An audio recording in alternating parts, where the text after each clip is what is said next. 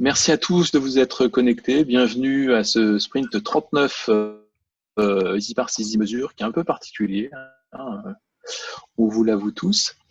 Donc, il a commencé le 4 mars et il se termine en mode confinement ce 8 avril. Le sprint précédent, c'était Docker. Ce sprint-là, c'est Counter. Donc, on est toujours dans les heures. Donc on a chargé au cours de ce sprint des informations Counter. Donc on avait déjà fait un POC sur Counter 4. On continue ce POC en faisant du Counter 5. Voilà. Et c'est ce qu'on va vous présenter aujourd'hui. Donc toujours nos grands chapitres communication, Easy Parse, Analogist et Easy Mesure, sachant que le thème du sprint est sur Easy Mesure et sur ce chargement Counter et en particulier Counter 5. Donc, le premier chapitre, c'est la communication avec donc du support. On a fait moins de support. Ah oui, le premier truc, excusez-moi, le premier truc, c'est l'organisation du télétravail. Bien sûr, on est passé le 16 mars en mode confinement, donc il a fallu assez rapidement organiser le télétravail. On a l'habitude de télétravailler, on a tous les outils à disposition, donc ça s'est fait assez rapidement. Dès le premier jour, on était organisé. On a maintenu le daily, donc tous les jours à 10h moins le quart, on se réunit. Mais ce qui se passe, c'est qu'on s'aperçoit que le daily, il est plus long. À l'usage, on est à peu près autour de 30 minutes. Autre effet en fait de ce mode de confinement, c'est que nous on avait déjà les outils, on avait déjà un certain nombre d'outils qui nous permettaient de faire ce télétravail, mais c'est pas toujours des outils qui sont qui ont le comment dire l'agrégation, l'accord en particulier du CNRS, en particulier par exemple pour Zoom. Il y a beaucoup d'informations qui circulent comme quoi Zoom, par exemple, n'est pas très respectueux des données personnelles. Et donc, du coup, l'offre s'est étoffée et donc on a maintenant à notre disposition d'autres outils, BBB, Tixeo, qui ont été mis en place à la fois en local ou par le CNRS. Donc, on sera amené à tester, enfin, on a déjà testé cette nouvelle offre de visio. Ça marche, pas toujours super bien, mais ça marche. Donc il y a des réglages à faire, et donc je pense qu'on va dans les prochaines semaines migrer vers ces outils pour pouvoir se libérer de Zoom et du fait que il n'est pas recommandé par notre tutelle. On s'est tous aussi connectés au VPN. VPN, qui dit VPN dit matériel pro. Donc ça veut dire qu'on est parti avec nos portables. Donc c'est le cas pour l'équipe. Ça s'est fait en quelques jours. On poursuit le chat en permanence. On est tout le temps sur Telegram, sur Mattermost. On a essayé de poursuivre aussi les revues de code. C'est plus compliqué les revues de code quand on n'est pas en présentiel, mais on peut encore tester d'autres outils comme VS Code Live avec partage de code. On testera ça dans les prochains jours. Ce qu'on remarque au niveau du travail, c'est que les réalisations prennent plus de temps. Donc pour faire les mêmes choses, on passe plus de temps. Clairement, on fait plus de pair programming. C'est plus les revues de code et c'est moins pratique, surtout pour des problèmes de son si on n'utilise pas Zoom voilà. Un gros coup de chapeau en fait à Thomas et à tous ceux qui ont des enfants à la maison et qui doivent à la fois télétravailler et puis garder les enfants. On sait que c'est franchement pas facile. Bon, voilà pour cette slide. Au niveau des installations, le fait qu'on soit tous confinés, ça n'a pas baissé. On a eu 5 installations, principalement aux États-Unis. Bon, par contre, le support, on en a fait moins. On a eu que 2 rendez-vous. dont un en présentiel avec Jacqueline avant le confinement, donc ce qui fait qu'on a passé à peu près 2 heures de support. On a eu un feedback des États-Unis et puis on a répondu aussi à les installations. Souvent, ça enchaîne avec un format de log à déterminer pour EasyParse. Donc, on a répondu à ces demandes. Et puis, on en reparlera avec Fred à la fin de la sprint review. On a remarqué en fait que suite au confinement, l'usage de BibCNRS et d'Istex ont explosé. Grosse augmentation des usages numériques, en particulier sur les sujets du coronavirus. Je continue, Dom? Et là, je passe la main à Fred pour parler d'Analogist. Voilà. Alors, pour Analogist, donc on va commencer par les chiffres, donc les métriques. Donc aujourd'hui, dans Analogist, on a recensé 450 plateformes, donc une nouvelle plateforme recensée depuis le sprint précédent. Je pense qu'il faut couper un micro là, Dom, parce que j'entends quelqu'un parler derrière. Voilà. Merci. Donc, on a 306 parseurs qui sont actifs, dont 170 qui sont utilisés donc par l'ESR. Donc ça, ce sont des chiffres EasyMeasure de 2019 que je montrerai ensuite. On a un taux de couverture de 68% par rapport aux plateformes recensées et 54,58% dont des 170 parseurs utilisés par l'ESR. Donc ce sont aussi des chiffres de 2019. Ces chiffres sont obtenus maintenant grâce à un tableau de bord que nous avons fait dans EasyMeasure. On voit par exemple pour 2019 que nous avons plus de 100 millions d'événements de consultation qui ont été déposés par les établissements avec 170 parseurs. La plateforme la plus consultée l'année dernière était Istex. On voit pourquoi, puisque au mois de février, il y avait eu un énorme chargement du TDM. Voilà. Sinon, les plateformes les plus utilisées par l'ESR, ce sont quand même Kern, Sciences Direct, Dalloz.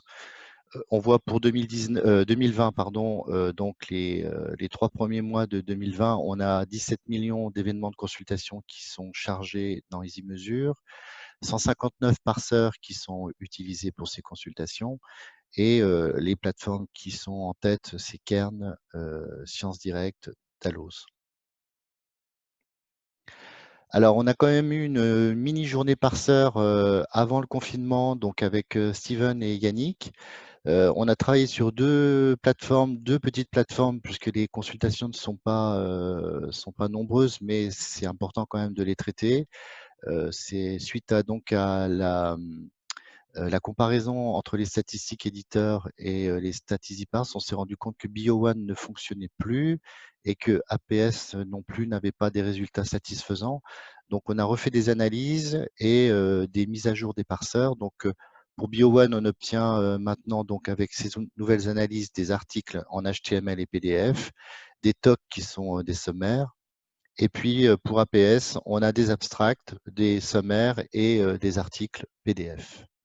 Alors, je vous invite si vous souhaitez avoir des détails, à consulter donc les articles dans le blog easyparse.org. Donc, vous avez la rubrique analyse de plateforme et là, vous aurez toutes les informations sur toutes ces mises à jour. Et on vous invite aussi également à tester avec l'outil EasyLogger ou à retraiter vos échantillons de log dans l'instance EasyParse mise à jour. Et on va passer à la partie EasyParse justement avec Steven. Donc, je vais vous parler du middleware OnCampus Counter qui a subi une mise à jour avant le confinement. Donc, ce middleware donc, était basé sur l'idée que tous les accès depuis les campus proviendront d'adresses IP contenues dans des plages d'adresses privées. Donc, ce middleware, il va nous ajouter un champ OnCampus sur chaque événement de consultation pour dire si les consultations viennent bien de l'établissement. Donc, il y avait déjà 3 plages d'adresses privées qui étaient codées en dur dans le middleware. Et donc maintenant, il vous est possible de rajouter des plages d'adresse IP en modifiant le fichier config.local.json ou en le créant si vous n'en avez pas, et en ajoutant ce tableau onCampusCounter en y mettant les plages d'adresse IP. Donc voilà pour ce middleware.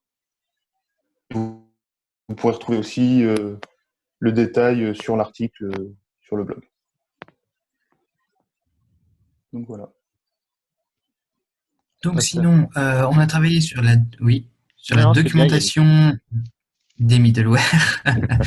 Donc pendant le précédent sprint, on vous a présenté un changement au niveau de notre doc, c'est-à-dire qu'on a changé d'outil pour gérer la doc. Pour rappel, on est passé de Sphinx et Read the Docs vers VuePress et des GitHub Actions pour tout ce qui est pour builder la doc. Et ça nous a permis de gagner en flexibilité et on a pu du coup en profiter pour pouvoir intégrer automatiquement la documentation des middleware dans la doc EasyParse. C'est-à-dire que les middleware maintenant intègrent dans leur dépôt, dans leur dossier propre, leur propre documentation. Et celle-ci, à chaque fois qu'elle sera modifiée, sera automatiquement rapatriée dans la documentation d'EasyParse, dans une sous-section que vous voyez ici, une sous-section middleware.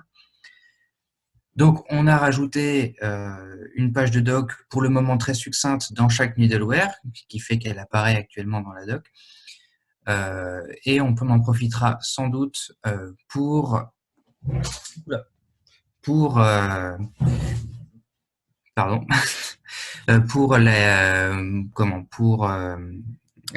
clarifier un peu la documentation d'EasyParse, pour notamment mettre les différents paramètres qui sont actuellement dans une page paramètres d'EasyParse qui contient des dizaines et des dizaines de headers. On va pouvoir les enlever de là pour les mettre dans les middleware auxquels ils correspondent, ce qui allégera la documentation. Voilà.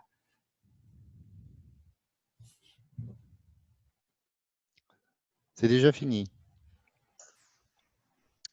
Donc on va passer à la partie. On va passer à la partie. Tu voulais compléter, Dominique? Oui, on peut compléter en disant en fait.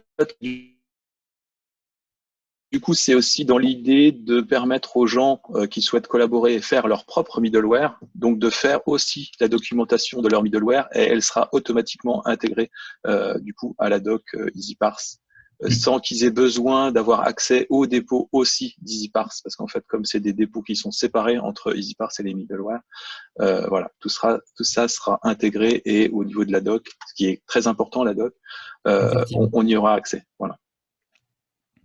Très bien. Voilà, donc on peut passer à EasyMesure. Eh bien, c'est toujours c'est Steven qui va reprendre le flambeau. Oui.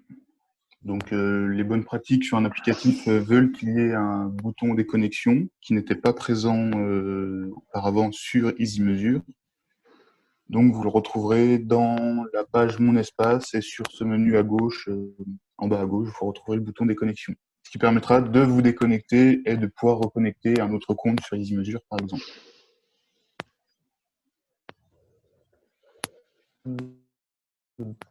Voilà, on peut passer à la suite. Donc, nous travaillons sur un formulaire entre guillemets nouveau déposant. Donc, ce formulaire sera pour saisir des informations sur les établissements et l'utilisateur, donc pour mieux gérer les interactions avec les utilisateurs. Actuellement, en fait, on retrouve ces données dans la page partenaire sur EasyMesure. Donc, c'est géré avec une feuille Excel avec de multiples colonnes, donc pas vraiment la meilleure des solutions. Donc, on peut y retrouver le nom de l'établissement, les correspondants techniques et documentaires, donc tout ce qu'on retrouve sur la page partenaire. Donc, pour faciliter la saisie de ces données et éviter les erreurs éventuelles, nous laissons donc la possibilité aux utilisateurs de les saisir par eux-mêmes. Donc, on va demander l'UAI que possèdent les organismes, donc c'est le code d'unité administrative immatriculée. Avec ce code, nous pourrons ensuite récupérer davantage d'informations en utilisant des Open API disponibles sur data.gouv.fr. Donc, ce sera des données formalisées. Et donc, différents champs sont possibles à remplir. Nous demandons comme champ requis le nom de l'établissement et au moins l'adresse email de la personne. Donc, cette adresse email est saisie automatiquement à la connexion sur EasyMesure. Donc, c'est retourné par la fédération d'identité. Et par rapport au domaine de l'adresse mail, nous vous suggérons un index qui sera utilisé, donc dans mon cas, inist. Donc la slide suivante va montrer un petit gif de la saisie du formulaire. Voilà, on peut y voir que je saisis le nom de l'université, donc une université fictive bien sûr, avec un matricule fictif aussi. Une adresse URL de la page d'accueil. Ensuite, l'adresse email voilà, qui est saisie automatiquement. L'index affecté, donc on peut le choisir. Et je mets que je suis un correspondant technique. Et je valide le formulaire. Donc voilà, toutes ces données seront sauvegardées et affichées sur la page partenaire. Pour le moment, c'est en test et nous donnerons l'accès à ce formulaire à un sous-groupe, un sous-ensemble des utilisateurs EasyMesure pour le tester. Donc voilà pour le formulaire.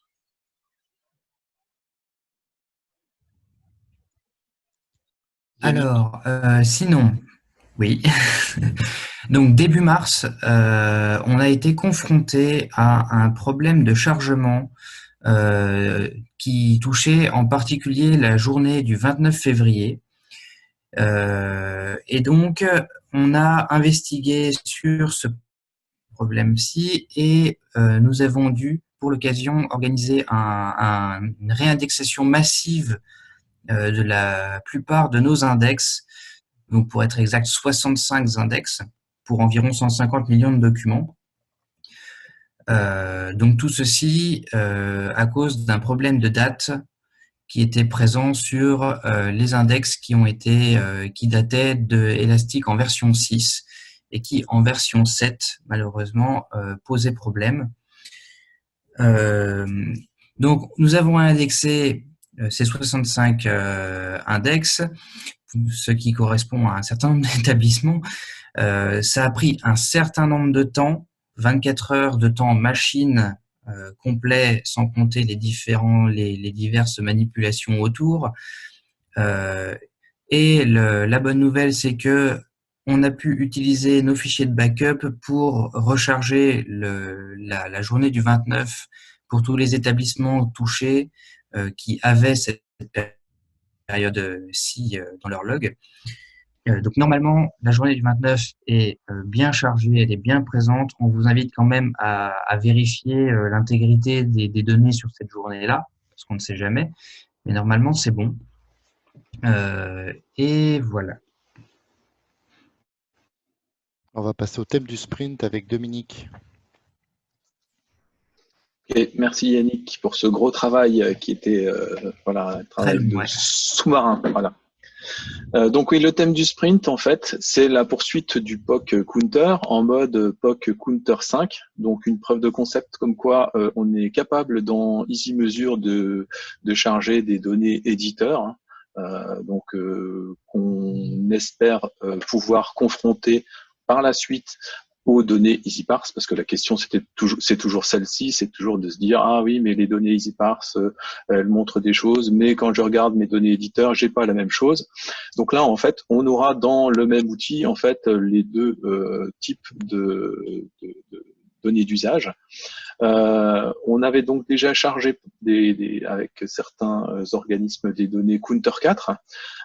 Donc là, on a étendu ce POC et donc on a trois types de tests. Donc des données Counter 4, donc sous forme de fichiers, mais uniquement JR1 et des fichiers CSV. On a étendu à Counter 5, alors sous deux formes. Soit des fichiers, donc des fichiers report, donc aussi en CSV, TSV en format texte, qui auraient été uploadés depuis les sites des éditeurs. Et puis, on a poussé jusqu'à pouvoir récupérer automatiquement ces rapports Counter 5 via un accès Sushi. Donc, ce que je vous rappelle que le protocole Sushi, c'est un protocole qui est défini par Counter et qui permet automatiquement d'aller télécharger les rapports qui sont proposés par les éditeurs. Sushi existait déjà en mode Counter 4. On ne l'avait pas du tout implémenté au niveau EasyMeasure. Par contre, il est aussi implémenté en Sushi 5 et là, on a testé et pour certains éditeurs, on a pu télécharger automatiquement ces rapports Counter 5. Sur ce slide, vous voyez qu'on a déjà en fait eu l'occasion de tester le chargement dans EasyMeasure de données éditeurs, ce qui nous a permis de faire entrer en fait en tant qu'utilisateur EasyMeasure des organismes qui n'avaient pas la possibilité d'avoir des données EasyParse. C'est le cas par exemple du CEA, c'est le cas de l'INRIA ou même du CIRAD. Donc du coup, ils sont utilisateurs EasyMeasure par l'intermédiaire de données éditeurs.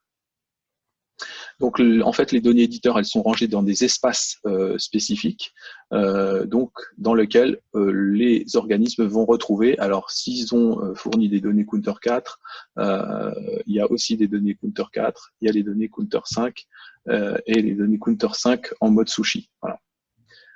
C'est le slide suivant, peut-être Fred.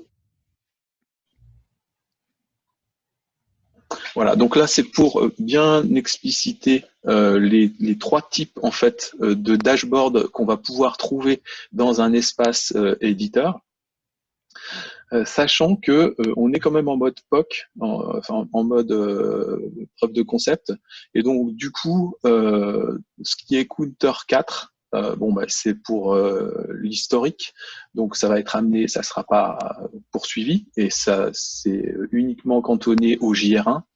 Ce qui est Counter 5 en mode fichier CSV, c'est provisoire, c'est-à-dire que en fait pour les organismes qui nous ont pas encore transmis leurs informations Sushi, et qui ont par contre des fichiers CSV, on peut les charger, mais ça sera en mode à part, donc avec des dashboards spécifiques.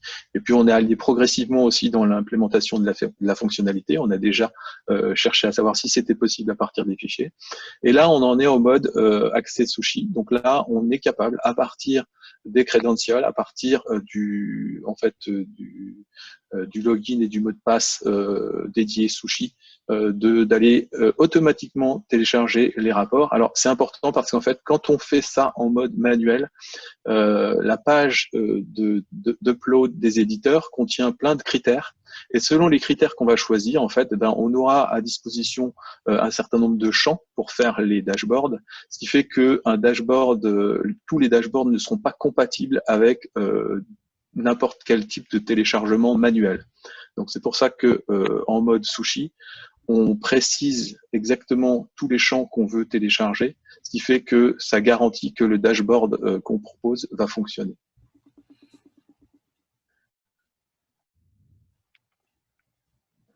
Donc là, en fait, on a, pour ce qui est de Counter 5, on a commencé en fait avec BibCNRS et les données consortiales Couperin. Donc on disposait de fichiers Counter.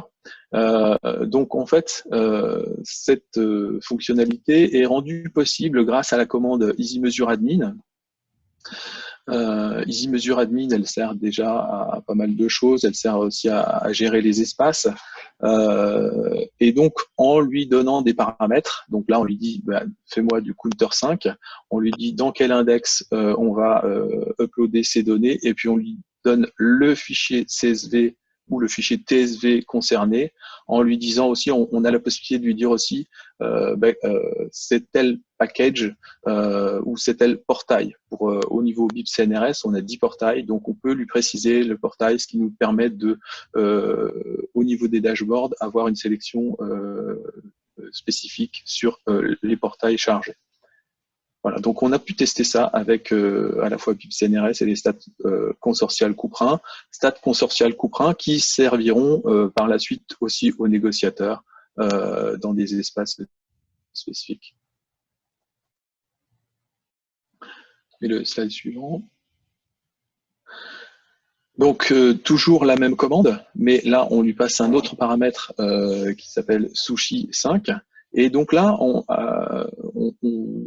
met en paramètre aussi un fichier, mais ce fichier, ça ne sera pas les données des rapports, ça sera en fait les données qui permettent de se connecter alors sur le endpoint sushi, donc sur le site de l'éditeur, pour une période donnée. En fait, tous les paramètres qu'on pourrait éventuellement remplir au niveau de la page d'administration chez l'éditeur pour uploader un fichier, eh ben, on va le décrire dans ce fichier.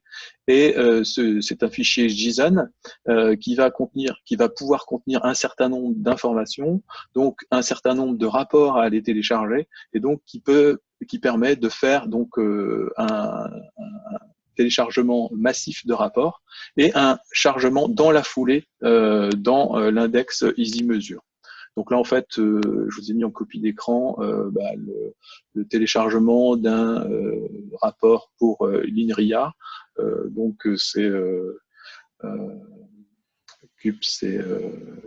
Cambridge University Press. Voilà, c'est ça. Voilà, et donc ça charge. Ça va à la fois chercher sur le site de l'éditeur, et puis ça charge dans EasyMesure. Sachant qu'il y a une option aussi qui fait qu'on peut éventuellement se contenter d'aller charger les rapports, d'aller uploader les rapports, et pas forcément les charger dans EasyMesure. Voilà.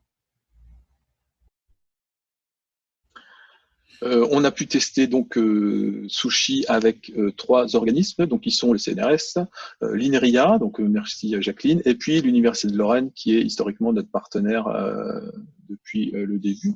Donc on a fait ça pour un certain nombre d'éditeurs que vous voyez en vert. Donc tout le monde n'est pas abonné aux mêmes choses et il n'y a pas des endpoints Sushi pour tout le monde. Donc, ce qui est en orange, c'est des informations pour lesquelles on a des informations, mais ça n'a pas fonctionné. Donc, à voir pourquoi ça ne fonctionne pas. On n'a pas testé tous les éditeurs, en particulier Elsevier. Pour Elsevier, il faut faire une demande pour obtenir les coordonnées Sushi. Donc, on est en cours de faire cette demande. Donc, pour ceux qui voient cette sprint review et qui seraient intéressés pour devenir bêta-testeur, on vous invite à nous contacter pour nous communiquer vos coordonnées Sushi pour qu'on puisse éventuellement charger pour vous dans EasyMesure les données éditeurs. Donc après, l'idée c'est suite au dashboard qu'on va faire, qui sont un peu des dashboards par défaut sur les données éditeurs, on attend de votre part un retour pour éventuellement faire les dashboards qui vous intéressent pour mettre en évidence les informations qu'il vous faut pour les consultations de vos données. Justement, donc les tableaux de bord dont Dominique parlait, donc là, on voit sur l'écran à gauche, ce sont les tableaux de bord issus donc des données téléchargées en format CSV, donc Counter 5. Donc on obtient un tableau de bord qui permet quand même de voir les types de métriques, qui sont maintenant affichés dans les tableaux de bord Counter 5. On voit donc la possibilité de voir sur le même tableau les données revues et les données ouvrages. Et puis donc les différents éditeurs qui ont pu être chargés donc manuellement. Donc ce format de tableau de bord, c'est un POC, hein, il est provisoire. Et donc, par la suite, il sera remplacé par ce tableau de bord Sushi. Donc, qu'est-ce qu'il a de plus par rapport à l'autre? Eh bien, c'est grâce aussi à ce petit support qu'on a fait donc à l'INIST avec Jacqueline Gillet et Catherine Fournier, qui ont permis donc de dégager l'idée de faire apparaître dans ces tableaux les attributs des rapports, qui sont notamment les open access et les années de publication et le type de consultation si on est sur du TDM ou du régular. Donc, on voit sur ce tableau de bord donc, la même chose que sur le précédent. Donc, on aura les types de métriques, les métriques qui afficheront à la fois les données donc des revues consultées et des ouvrages, la période bien sûr, hein, donc là on est sur une année complète, et puis les fameux attributs dont je parlais à l'instant. Donc on voit les années les plus consultées donc sur ce graphique en barre, la part de l'open access qui est en jaune, qui est assez petite d'ailleurs, et puis les revues consultées à gauche et les ouvrages consultés à droite. Donc, comme disait Dominique, ces tableaux de bord sont génériques. Il y aura possibilité de les améliorer encore, bien sûr, et puis d'en parler ensemble. Donc, c'est vrai que plus on aura de testeurs et des données à charger, plus on pourra avoir des retours et faire évoluer ces tableaux de bord. Donc, pour terminer cette sprint review, donc j'étais en contact avec Cécilia Fabry du service communication de l'INIST. Donc, le but était de travailler sur 2 tableaux de bord qui permettaient de montrer l'augmentation des consultations BIP, CNRS et ISTEX pendant la période donc, de confinage. Donc, on a tablé sur une période de 6 semaines. On a commencé donc ces données, enfin de faire un tableau de bord sur les données à partir du 24 février et ce jusqu'au 5 avril. Et on s'est rendu compte que pour BIP CNRS, donc on est passé de 39 000 articles en moyenne par semaine. Donc on les voit sur les 3 semaines là. On a fait un bond de près de 65%. On passe directement à 69 000 consultations d'articles. Alors, dans EasyMesure, aujourd'hui, on a la possibilité, grâce au DOI qui est présent sur les grosses plateformes éditeurs comme ScienceDirect, Cellpress, Nature, on peut avoir donc le DOI qui nous permet d'avoir les métadonnées revues, mais aussi les métadonnées des titres des articles consultés. Et ces données-là, on peut les faire apparaître. Et on s'est rendu compte que les top 10 des articles concernent bien sûr le Covid-19 actuellement. Pour ce qui est d'ISTEX, on a également fait un tableau de bord qui montre l'accès documentaire donc, au full texte. Donc, on passe pour la même période donc, de 6 semaines, hein, du 24 février au 5 avril, à 4000 articles full texte téléchargés en format PDF, à 6900 articles. Donc, on a une augmentation de près de 70% sur la plateforme ISTEX. Donc, ces informations ont fait l'objet d'un article qui a été publié hier sur le site de l'INIST et je vous invite à le consulter pour avoir plus de renseignements et plus d'informations. Et puis, on se rend compte aussi l'efficacité donc de la plateforme EasyMesure pour permettre justement de sortir des informations et des analyses sur les types de consultations. On va arriver à la fin de la sprint avec donc la prochaine revue de sprint qui est programmée donc le mardi 5 mai 2020. Donc on ne sait pas si on sera déconfiné ou si ça sera online, on vous tiendra au courant. Pour l'instant, le workshop avec le Luxembourg Readmetrics est maintenu le 11 et 12 mai. Pour le GTI du 27, je n'ai pas d'informations sur la manière dont il va être organisé en ligne. Donc peut-être que pendant les questions, j'aurai des informations de Thomas ou Thomas Junot.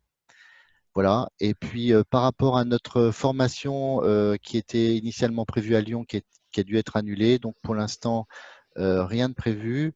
Mais pour les prochaines semaines, donc quand les choses seront rétablies, n'hésitez pas, donc si vous êtes un établissement qui souhaite participer à des ateliers donc d'analyse de plateforme, d'écriture de parseurs et aussi bien sûr de création de tableaux de bord dans EasyMesure, faites-nous connaître donc vos besoins.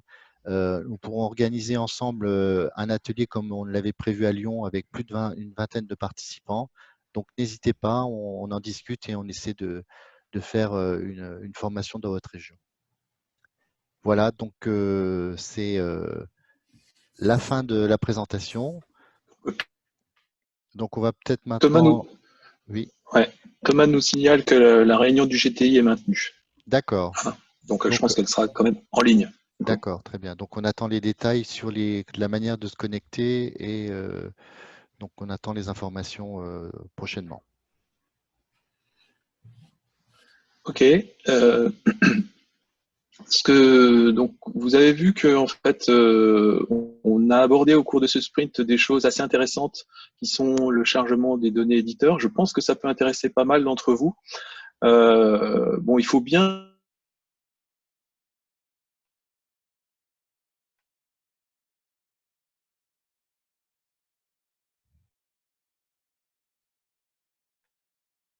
Ton micro, Dominique? Oui, c'est D'accord, pardon, je croyais que je l'avais activé. Oui, donc je disais que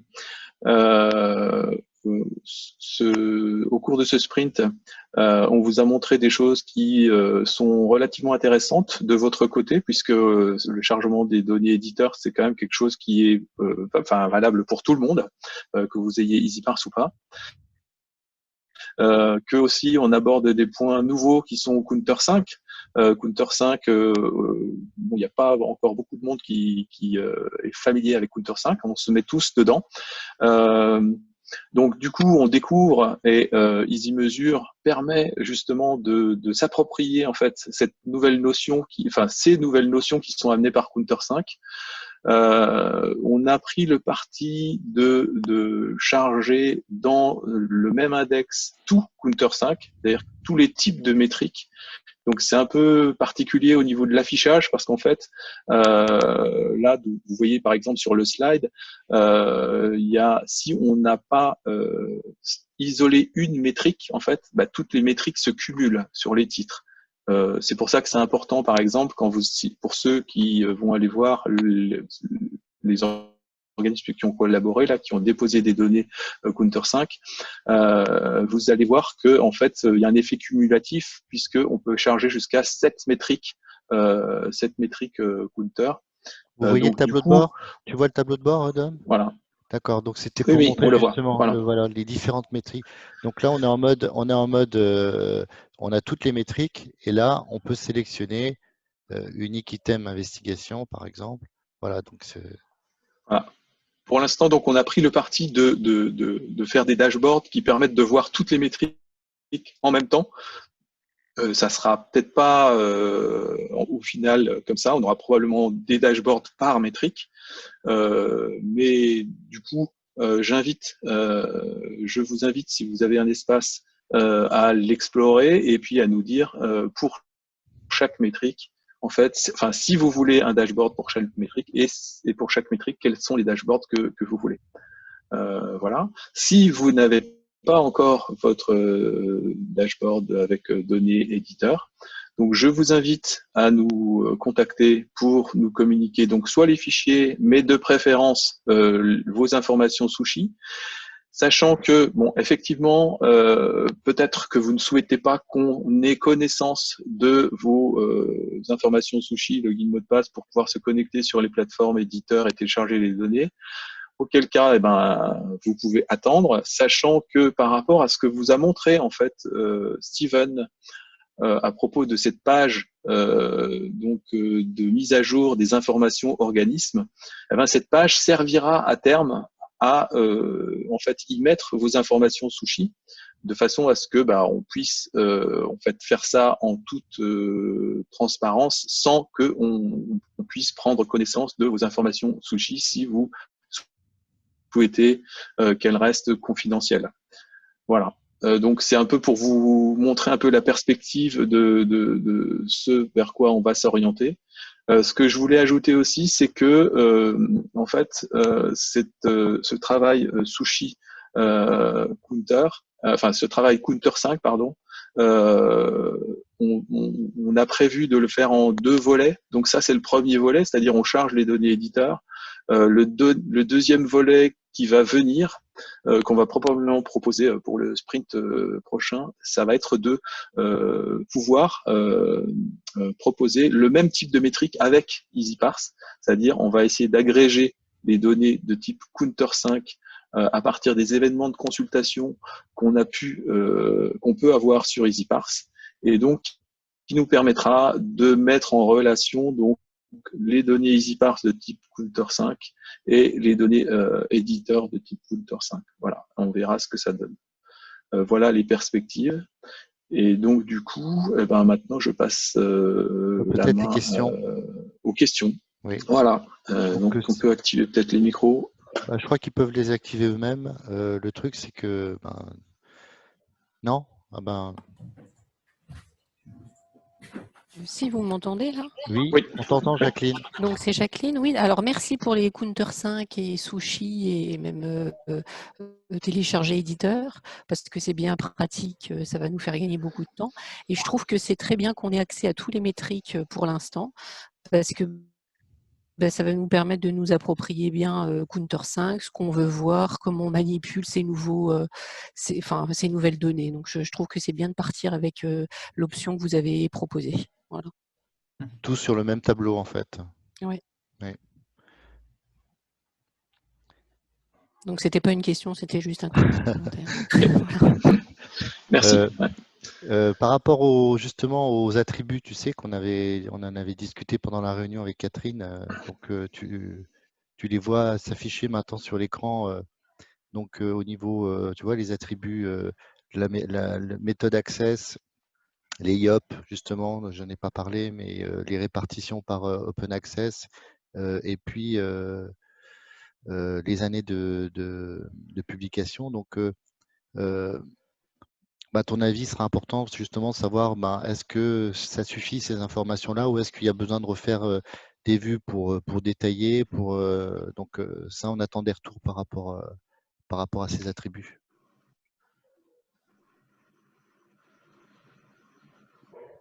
Bonjour, moi j'ai une petite question, Jean-François Rivière. Oui. Est-ce que c'est très intéressant, ce client Counter 5? Moi c'est le premier que je vois en particulier qui utilise Sushi. Et la question c'est est-ce qu'il y en a d'autres? Est-ce que il y a déjà des clients Counter 5 qui moissonnent Sushi et qu'est-ce qu'ils montrent en particulier? Parce que là, la question que vous avez, c'est qu'est-ce qu'on montre avec Counter 5 et peut-être qu'il y a déjà des choses qui sont faites dans d'autres clients Counter. Je ne sais pas s'il en existe. Je peux sur ce truc-là. En fait, il y a le monde des clients Counter 5, il est très neuf et il n'y a pas encore de clients officiels. Il y a des collègues, notamment américains, qui travaillent et qui font travailler des informaticiens sur ces questions-là. Mais il n'y a pas encore de produits aboutis. Enfin, moi, je parle parce que je participe à un groupe qui s'appelle CC+, au niveau de l'ICOLC, qui est donc le consortium des consortiums internationaux, le consortium des consortiums de bibliothèques internationales. Et du coup, on a une collègue qui est sur un projet de moissonneur Counter 5, mais c'est encore en test, en fait. Il n'y a pas de produit fini.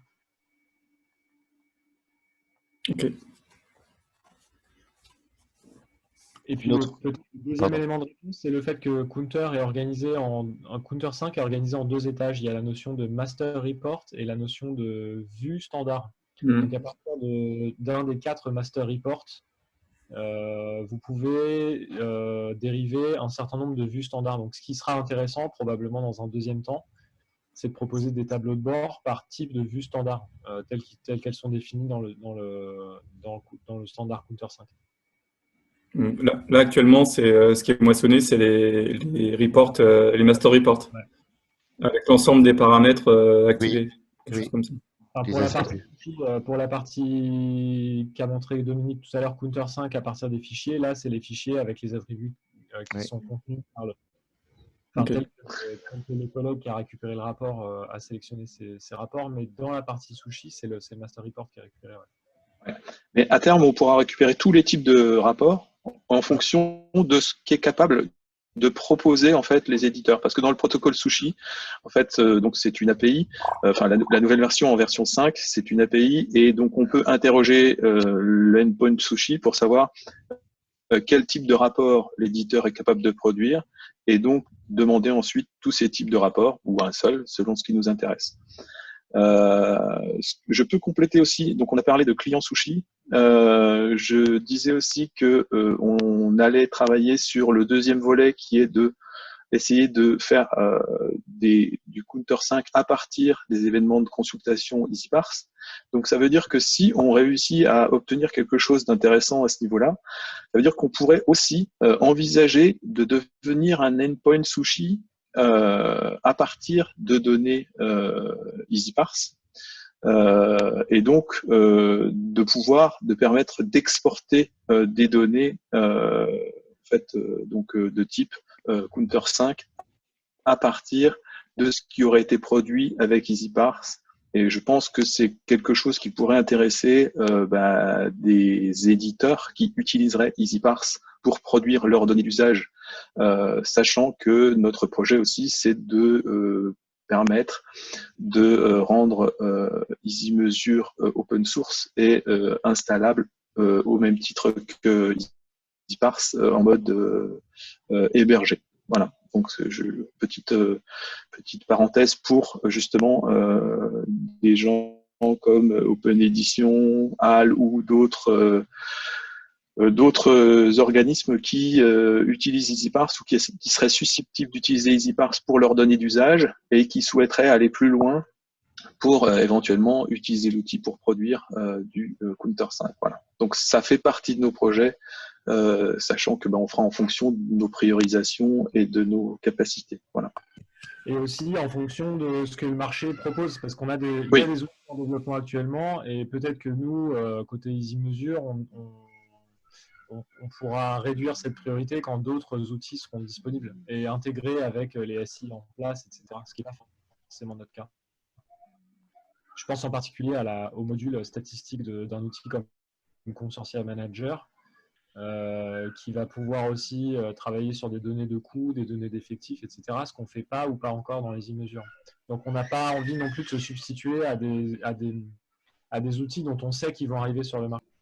Tout à fait. Enfin, notre position, c'est d'avoir une offre complémentaire qui pourrait pallier à des manques ou à des besoins qui ne sont pas fournis dans d'autres cas. Est-ce que vous avez d'autres questions?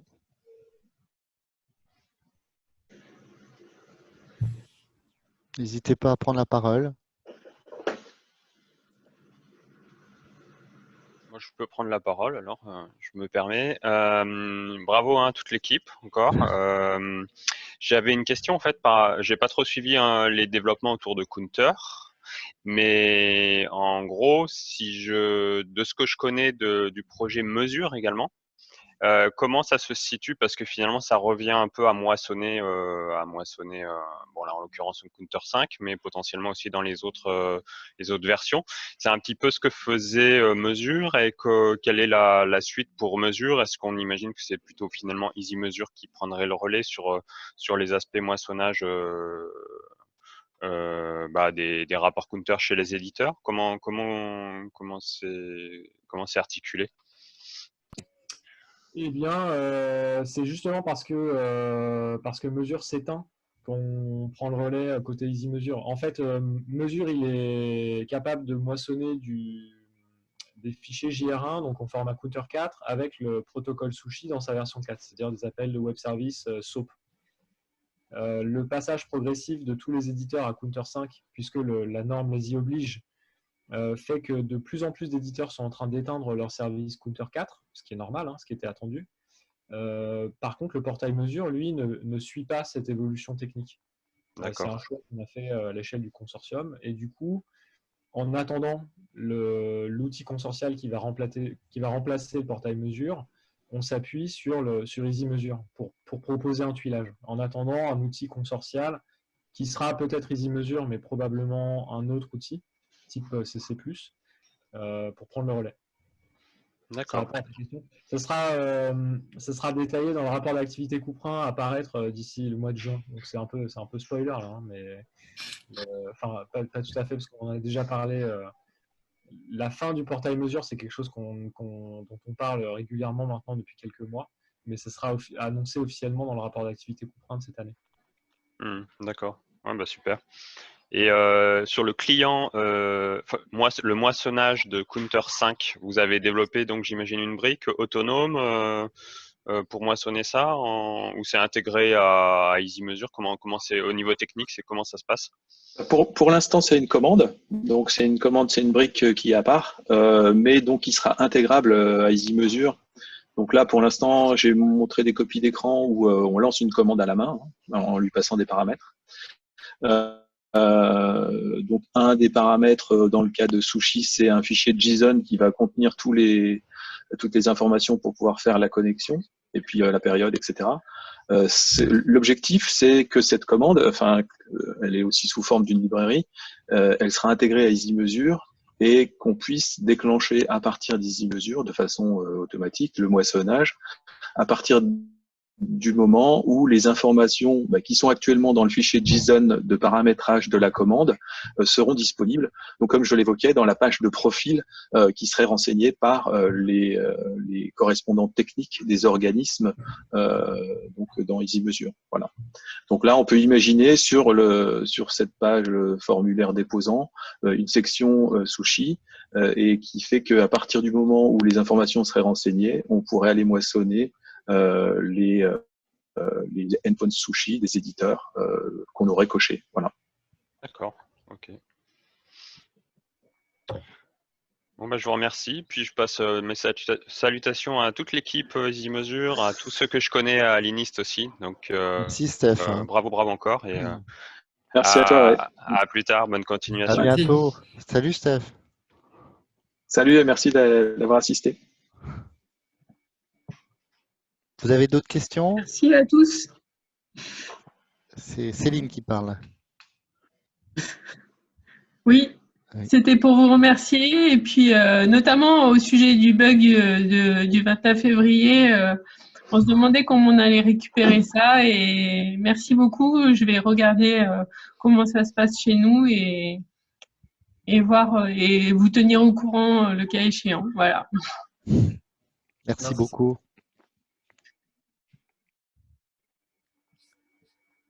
Je propose qu'on arrête la réunion là. Peut-être le rappel pour tous les établissements qui sont intéressés pour avoir des données Counter dans leur tableau de bord, de nous contacter et de nous faire parvenir leurs identifiants Sushi. Et n'hésitez pas à prendre contact avec nous si vous ne savez pas comment faire pour récupérer vos identifiants Sushi. On peut vous aider aussi pour ça. Voilà. Super, parce que j'avoue que je ne sais pas du tout comment faire. Ça se passe sur le site des éditeurs et pour chaque éditeur, il faut aller chercher dans la partie administration l'endroit où ces données sont publiées. Mais on a des pointeurs pour vous aider à les trouver. Ok. Merci. Eh bien, on va clôturer cette sprint review numéro 39. On vous remercie beaucoup de votre participation et on vous dit à très bientôt, en ligne ou en présentiel, d'ici le 5 mai 2020. On vous souhaite une bonne journée et prenez soin de vous. Ouais, merci à tous pour être présents. Merci. Au revoir. Bonne fin de confinement. Au revoir. Merci beaucoup. Il n'est pas prêt d'être fini. À bientôt. Bon courage à tous. Merci. Merci. Bientôt, merci. Au revoir. Merci. Merci, au revoir. Au revoir. Bonne journée.